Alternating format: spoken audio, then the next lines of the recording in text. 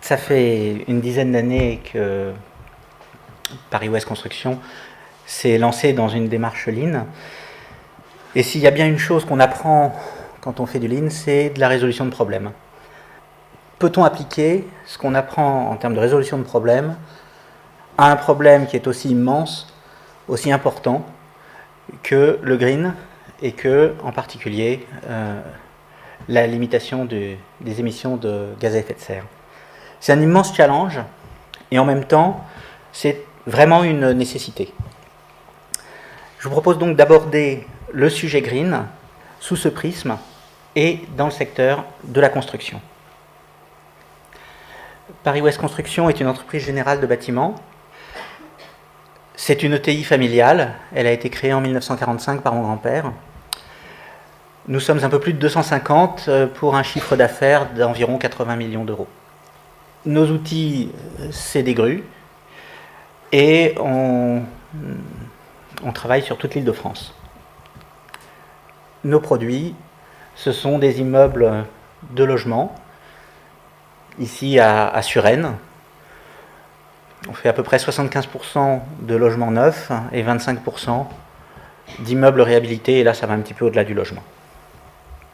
Mais venons-en au cœur du sujet et à la problématique Lean dans le BTP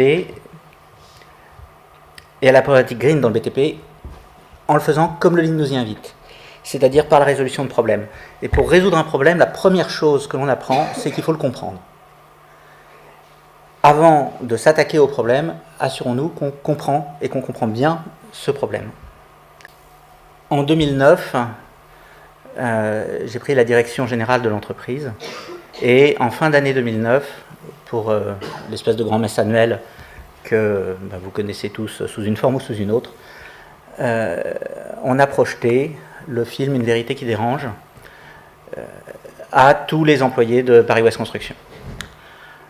Alors je sais que tous les spécialistes émettent des critiques et des réserves et des points de détail sur lesquels ce n'est pas parfaitement ajusté, et c'est absolument vrai. Néanmoins,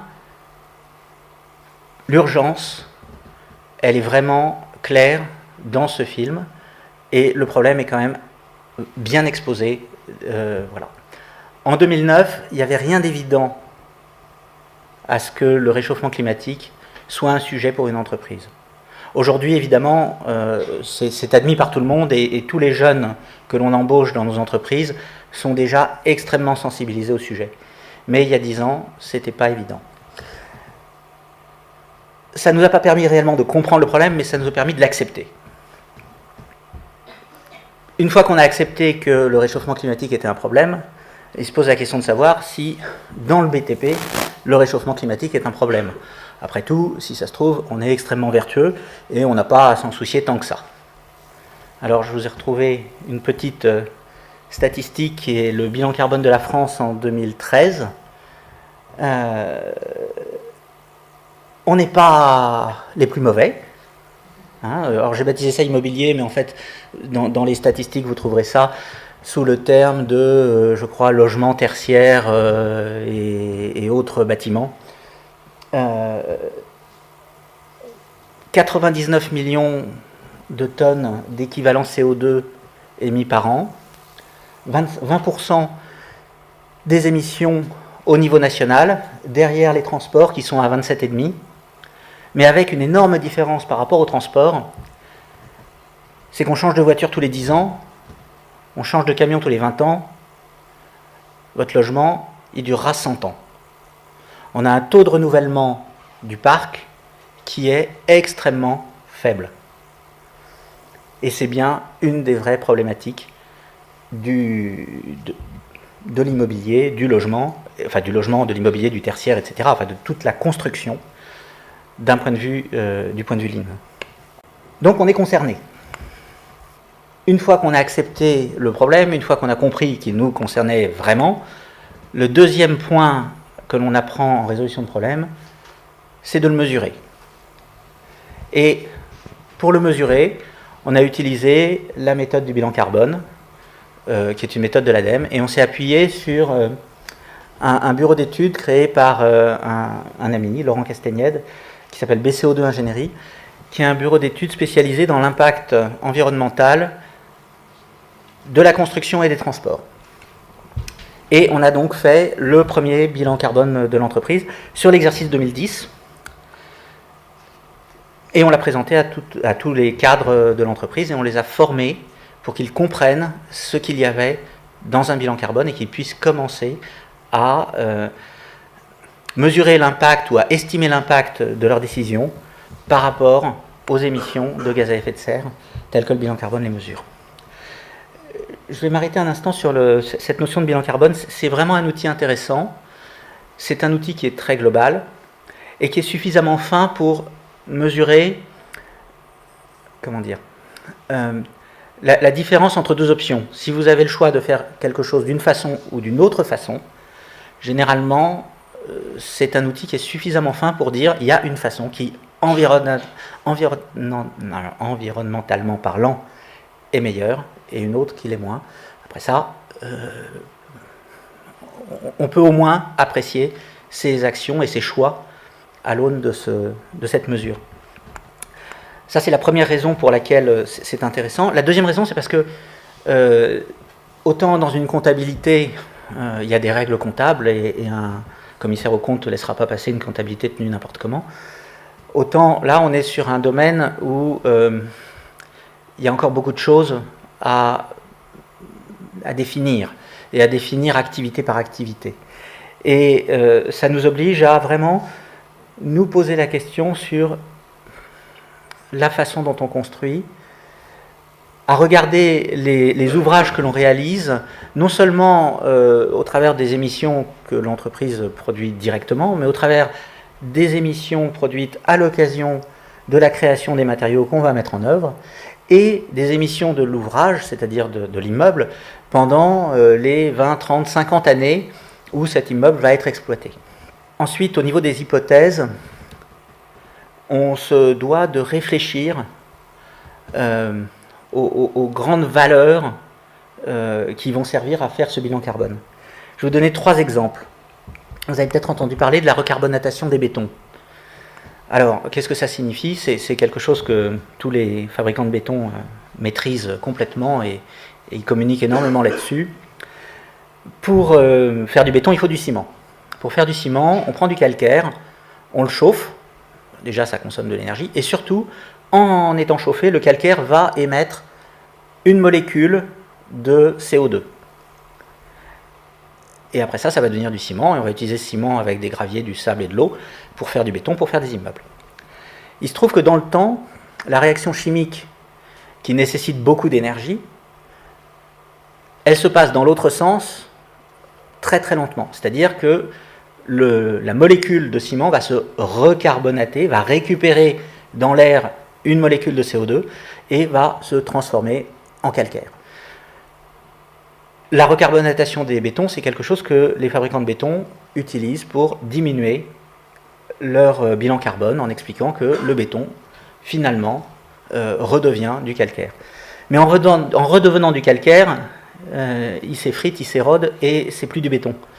Donc nous, on fait tout pour que nos ouvrages soient préservés et pour que dans 100 ans, un immeuble, pour autant qu'il soit d'actualité et qu'il réponde à un besoin, il soit toujours là. On ne fait pas des immeubles pour qu'ils s'érodent et qu'ils finissent par disparaître.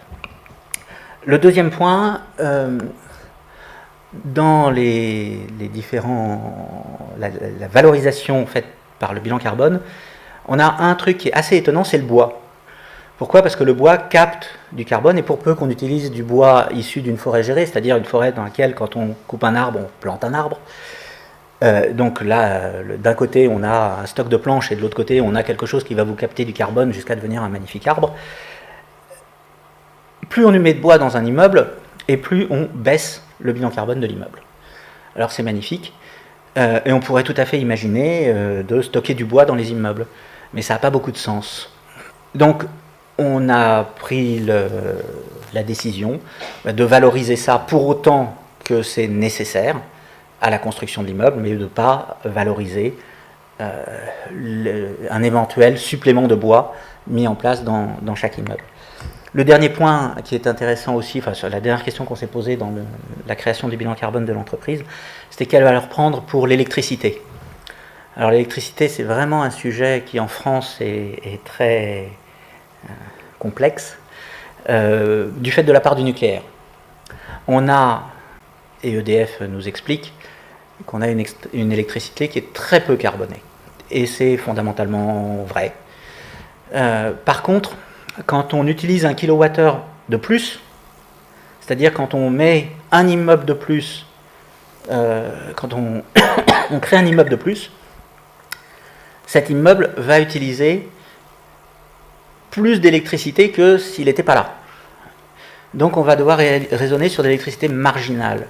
Et l'électricité marginale, étant donné que l'immeuble utilise principalement, surtout quand c'est du logement, de l'électricité quand il est chauffé, c'est-à-dire en hiver,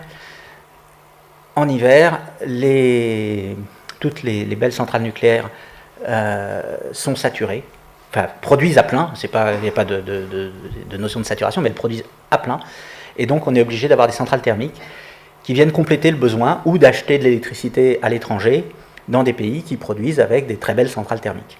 Donc le poids carbone du kilowattheure d'électricité marginale, il faut le prendre plus près d'un poids carbone d'électricité produite par une centrale thermique, et il y a un facteur plus de 10 entre les deux. Donc ça nous oblige à réfléchir un petit peu à la part de l'électricité dans nos constructions. Enfin, le dernier intérêt du bilan carbone, c'est que vraiment il permet de mesurer plein de choses et donc de discerner ce qui est essentiel de ce qui est complètement anecdotique et marginal. Et voilà le bilan carbone de Paris Ouest Construction en 2010. Pour le siège, nous utilisons 0,5% de nos émissions de gaz à effet de serre. Sur les chantiers, les matériaux que nous utilisons représentent 23% de la totalité du bilan carbone de l'entreprise. Et pendant la durée de vie des immeubles que nous construisons en 2010, ces immeubles-là vont consommer, j'arrive pas à lire le dernier chiffre, mais les 75% qui restent. Donc se poser la question de savoir s'il faut changer les tubes fluo par des LED au siège de l'entreprise, c'est gentil, mais ça joue sur le 0,5. Ça joue pas sur plus que ça. Par contre, trouver des solutions pour diminuer la consommation de nos bâtiments, c'est réellement important, puisque c'est 75% du total. En 2010, on était avant les bâtiments basse consommation. La norme bâtiment basse consommation, qui est en gros une norme qui a presque divisé par deux les consommations normatives des bâtiments, elle apparaît en 2012. Du coup, quand on voit ça, on se dit que la seule bêtise qu'on puisse faire sur le siège, c'est de déménager. On a la chance d'être à Paris et d'avoir beaucoup de collaborateurs qui viennent en transport en commun. Et donc, si on partait en grande banlieue, on pourrait avoir beaucoup de collaborateurs qui viennent en voiture et ça nous dégraderait un petit peu le bilan carbone sur la partie siège. On a compris et accepté l'importance d'un problème. On a un outil de mesure et on a su le mesurer. Maintenant, il nous faut un écart. Il faut le comparer. Est-ce que 82 000 tonnes de carbone, c'est bien ou c'est pas bien? Alors, dans le Lean, on compare par rapport à un standard. On compare par rapport, le plus souvent à un standard, par rapport parfois à une norme, par rapport à un objectif. Par rapport à quoi pouvons-nous comparer ça? En fait, on ne s'est pas longtemps posé la question. Le gouvernement a dit, et à tous les concitoyens, a expliqué ce qu'était le facteur 4. Le facteur 4, c'est la division par 4 des émissions de gaz à effet de serre à l'horizon 2050. Au moins c'était clair, on avait un objectif, qui n'était pas un standard, mais qui était un objectif, un vrai objectif, divisé par 4. Pourquoi divisé par 4? Parce que pour retrouver les niveaux d'émissions, si vous vous souvenez du premier graphique, on consommait une terre par an autour des années 80, entre 85 et 80, autour de 90. Donc la référence c'est 90. Donc il faut diviser par 4 les émissions de gaz à effet de serre des années 2010 Pour retrouver le niveau de 90, il faut diviser par 2, mais pour donner une place aux pays en voie de développement, il faut rediviser par 2. D'accord? Parce qu'on consomme beaucoup plus de carbone, peut-être pas qu'un Indien qu'on a vu, mais dans tous les cas, qu'un Africain, sauf peut-être en Afrique du Sud. Et encore. Donc voilà, il faut diviser par 4 le bilan carbone que je vous ai présenté tout à l'heure. C'est un sacré challenge. Il faut s'y atteler et puis on va essayer de voir un petit peu ce que ça donne. Et pour s'y atteler, la troisième étape d'une résolution de problème, c'est d'être créatif. Si on ne peut pas être créatif, il faut au moins être innovant. Je vais vous proposer, je vais évoquer avec vous un petit peu ce qu'on a fait depuis 8 ans. D'abord, je vais commencer par quelques conclusions auxquelles on est parvenu après 8 ans d'expérience, 8 ans de pratique. Je suis désolé, ces conclusions, elles sont assez déconcertantes de naïveté, mais on les a appris et on les a appris durement, échec après échec, en essayant toujours de progresser, de passer au cran supérieur. Le premier point, alors c'est peut-être particulier à la construction, c'est qu'on a besoin d'innovation robuste. On a besoin de choses simples, on a besoin de choses qui soient vraiment pérennes, qui marchent toutes seules. Du coup, on préfère de beaucoup les systèmes passifs aux systèmes actifs. Un système actif, c'est ce qui va avoir un moteur et qui va peut-être tomber en panne. Un système passif, c'est censé marcher tout seul.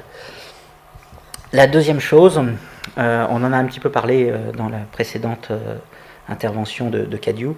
Dans le bâtiment, on a le choix.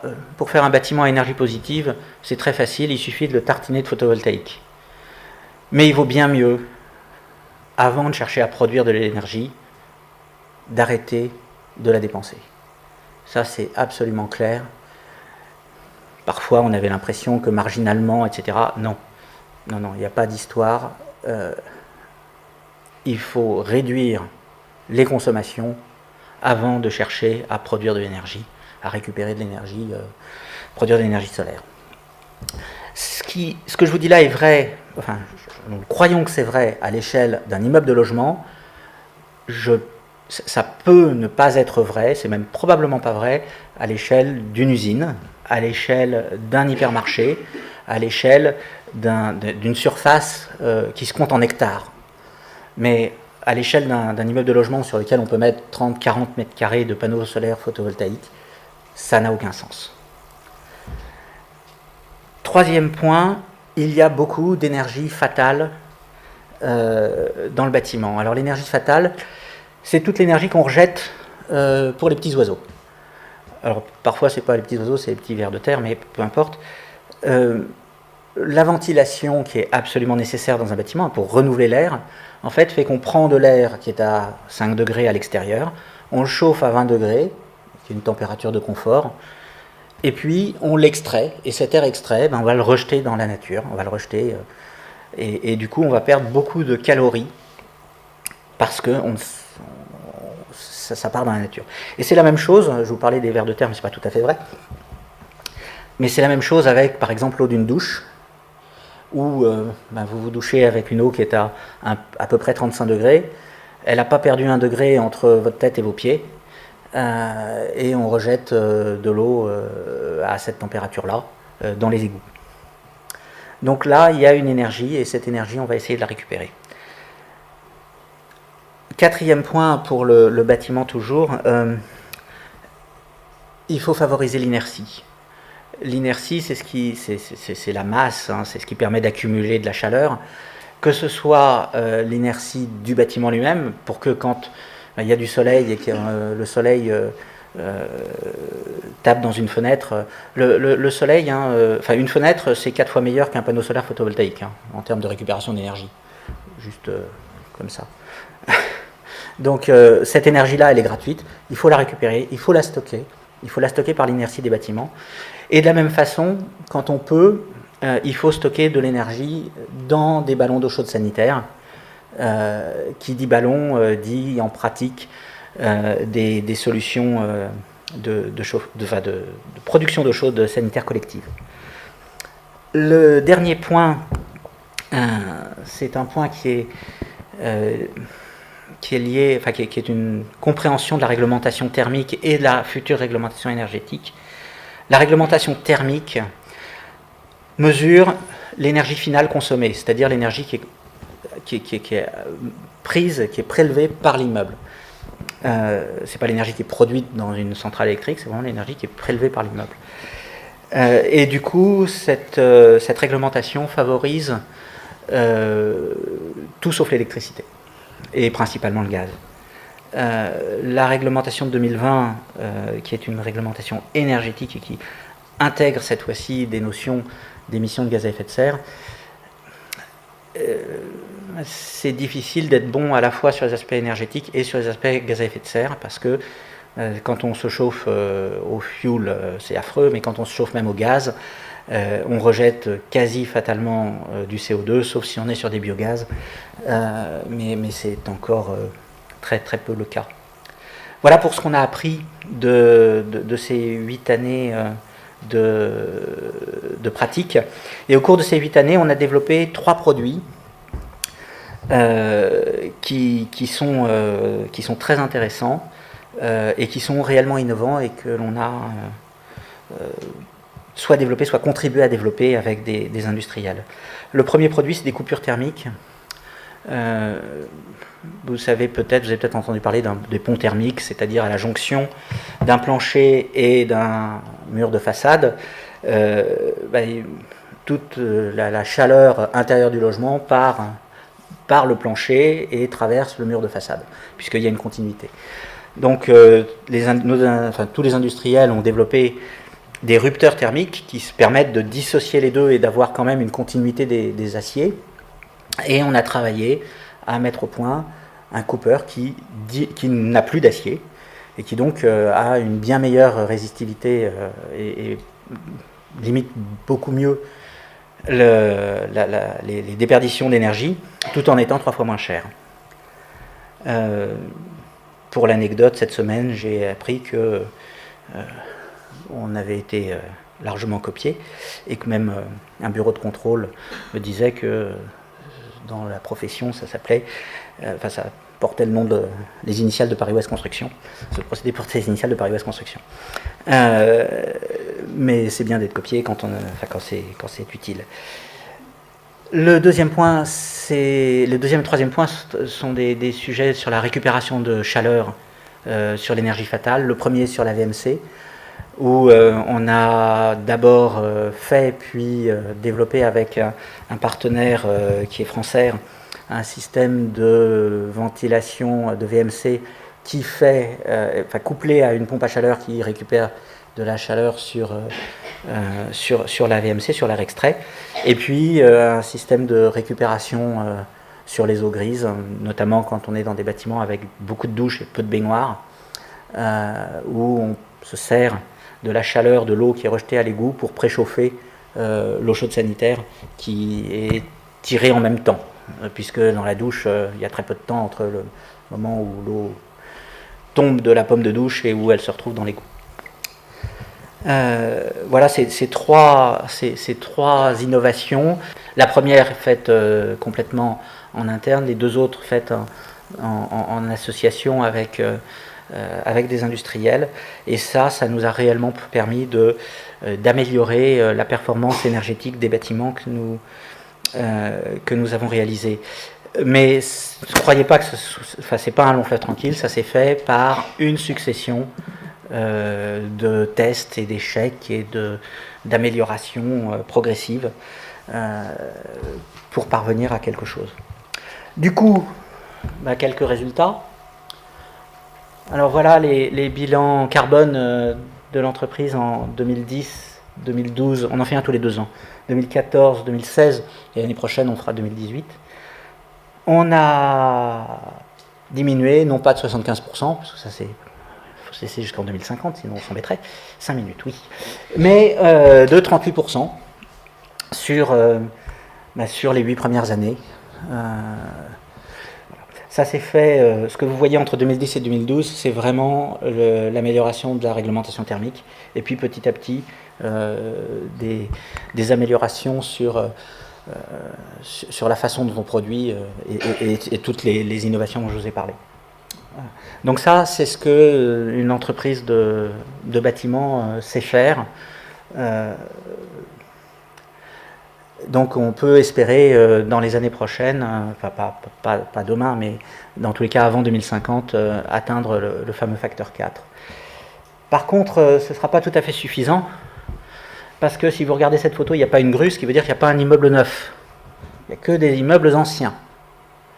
Et ces immeubles anciens, il faut les réhabiliter, et c'est eux aujourd'hui sur lesquels il faut travailler pour améliorer le bilan carbone et réellement parvenir à cette division par 4. Qu'est-ce qu'on sait faire sur ces immeubles anciens? Alors ça, c'est un magnifique immeuble des années 70. Je ne suis pas architecte, je n'étais pas architecte dans les années 70 non plus. C'est à Paris, c'est boulevard Davout. Chauffage par le sol au fioul qui a été arrêté, chauffage électrique par des convecteurs, enfin des radiateurs dans les logements, et ballons d'eau chaude électrique dans les salles de bain. Et le maître d'ouvrage, c'est un bailleur social, lance une conception-réalisation, c'est-à-dire vraiment un concours associant entreprises et architectes. Et on a gagné ce concours en début d'année et on démarre les travaux en fin d'année, puisqu'entre-temps, il y a un permis de construire qu'il faut obtenir. Qu'est-ce qu'on a su faire sur ce bâtiment? On partait d'une consommation qui était de, je crois, 270 kWh par mètre carré par an. Et on devrait arriver à 94 kWh par mètre carré par an. C'est-à-dire 65% de baisse de l'énergie consommée. Alors on est sur l'énergie normative, c'est-à-dire qu'on ne tient pas compte de l'énergie, enfin de l'électricité domestique. C'est l'électricité que vous utilisez pour regarder la télé, faire tourner votre machine à laver, etc. On est à 20 000 euros hors taxe du logement.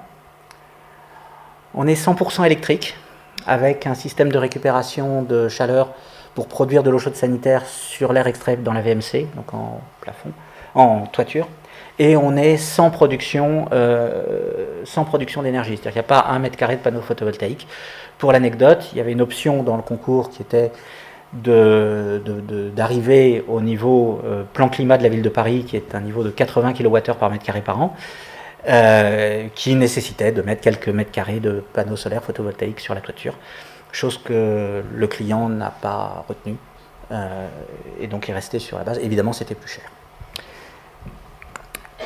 Voilà qui, moi, me permet d'être un petit peu optimiste, parce qu'on sait faire. Là où il y aura une difficulté, c'est qu'il va falloir réinvestir une somme un peu significative par logement existant, mais on a 30 ans pour le faire, enfin il faut le faire dans les 30 ans. Mais techniquement, on sait faire moins 65 aujourd'hui, dans quelques années on sera faire moins 75, il n'y a aucun doute là-dessus, ça sera juste une question de volonté politique et de volonté économique, c'est-à-dire où est-ce qu'on place cet argent. Mais 20 000 euros par logement existant, c'est pas non plus une somme phénoménale. Un logement neuf coûte entre 120 et 150 000 euros sur un logement moyen ou sur une maison moyenne, en coût de travaux. Une petite conclusion, juste pour vous dire que dans la mesure où le Lean est la stratégie de l'entreprise, le Lean nous amène à viser la satisfaction de nos clients et viser la satisfaction de tous nos clients, c'est-à-dire y compris la satisfaction de la société en général et notamment des générations futures.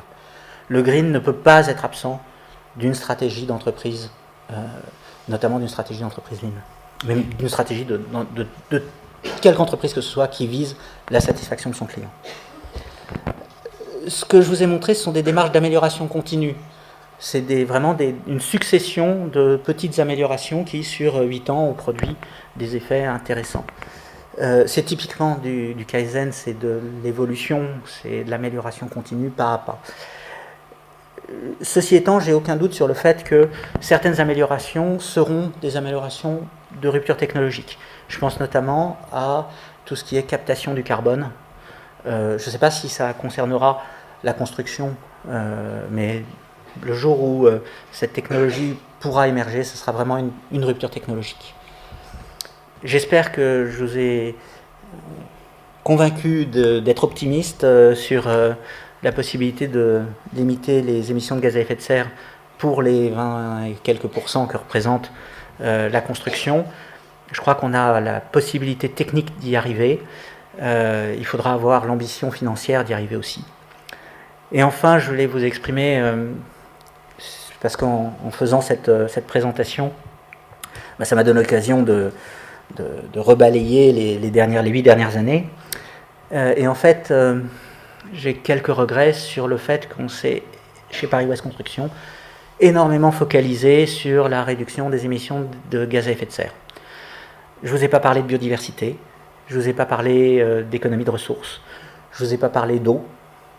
Ça ne veut pas dire qu'on n'a rien fait, il y a eu des initiatives locales et qu'on a poussées, mais la stratégie au niveau de la direction de l'entreprise a mis vraiment le poids du corps sur la limitation des émissions de gaz à effet de serre.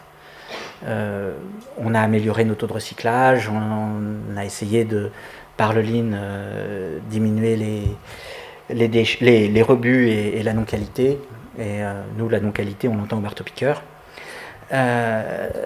Mais le gros, vraiment, de nos efforts en matière de green, c'est fait sur ce que je vous ai présenté, c'est-à-dire la limitation des émissions de gaz à effet de serre.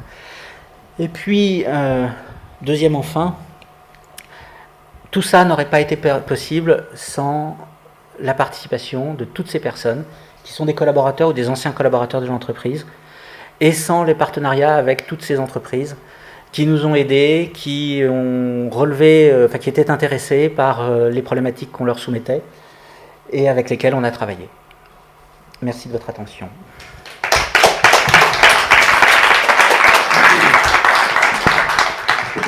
Merci Jean-Baptiste.